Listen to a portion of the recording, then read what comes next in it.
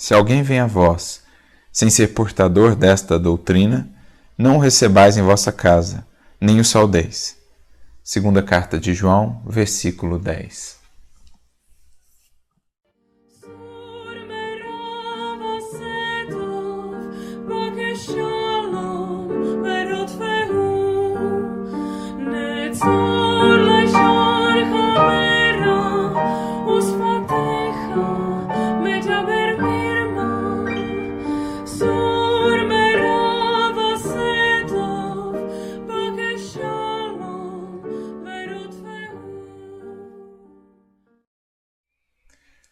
Se partimos para uma abordagem muito literalista, essa orientação do evangelista João parece-nos muito estranha, até mesmo contraditória com o espírito do evangelho e do cristianismo, que nos ensina a fraternidade, o amor, o acolhimento, a abertura.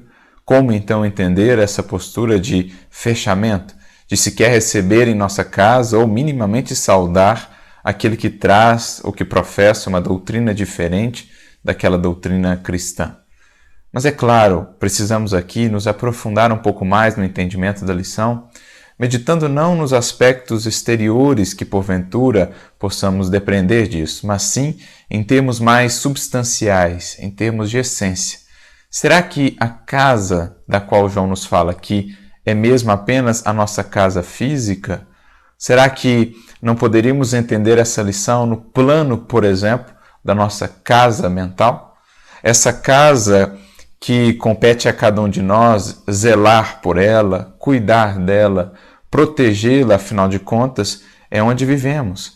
É aqui onde nós estabelecemos esse contato com Deus, é aqui onde nós cultivamos o que há de melhor em nosso espírito, em nossa alma, e é, portanto, um ambiente que precisa estar asseado, bem cuidado, caso contrário, não é possível manter internamente a paz de espírito, a harmonia, o equilíbrio que todos nós buscamos.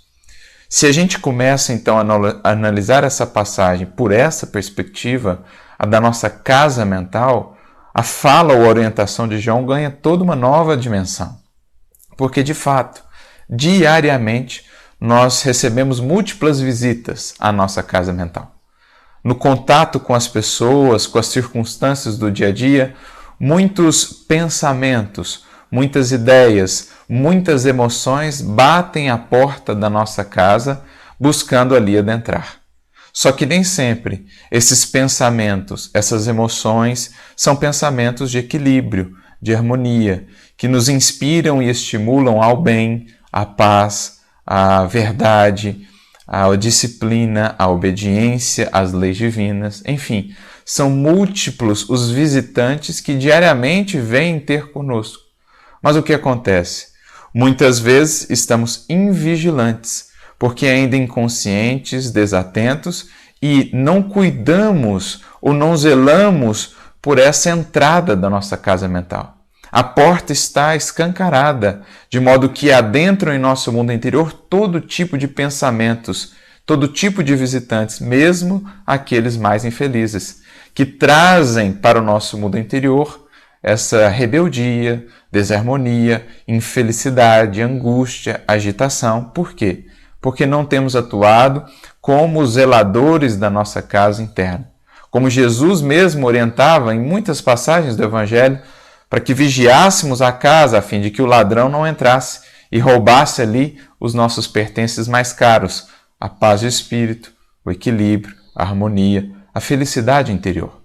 Então é essa perspectiva pela qual precisamos analisar essa passagem, percebendo a orientação do apóstolo para que criemos essa vigilância ou esse estado de espírito de alerta para fechar a porta da nossa casa interna, aquilo que não nos seja proveitoso, e franquear esse acesso àquilo que seja edificante, aquilo que seja útil à nossa alma, buscando assim uma convivência harmoniosa, uma convivência fraterna, mas também uma convivência de equilíbrio, uma convivência de paz interior. É preciso que criemos então esse filtro, olhando, analisando muito bem o que temos trazido para dentro do nosso lar interior. É preciso que meditemos e analisemos todos esses convites ou visitas diárias que nos chegam e busquemos ali os critérios ou as características de Jesus, a doutrina do Cristo.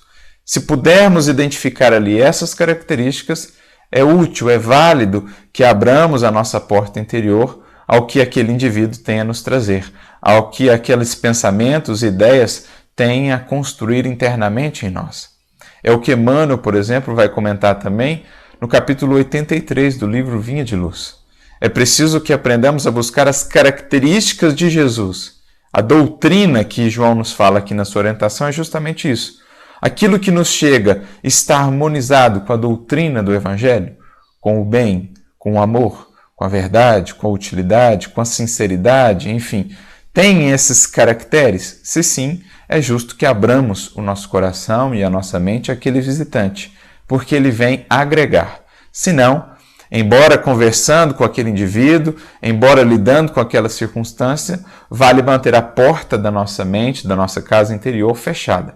E mais do que isso, vale também dar àquele alguém algo de nós, algo de positivo em oposição àquilo que ele tem trazido. É isso que João também quer dizer com o não o saudeis, isto é, não alimenteis, não estimuleis naquele indivíduo aquilo que ele intenta trazer para nós.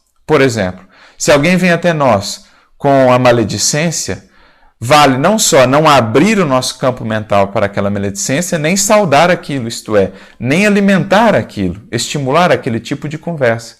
Vale, de nossa parte, por exemplo, cultivar e exemplificar o silêncio, cultivar e exemplificar as boas referências àquela pessoa, o destaque às suas virtudes, às suas capacidades, em oposição à maledicência. Se alguém vem até nós com a desobediência, com a revolta, a rebeldia infrutífera, vale manter fechada a nossa casa mental, a fim de que essa rebeldia, essa revolta não nos contamine.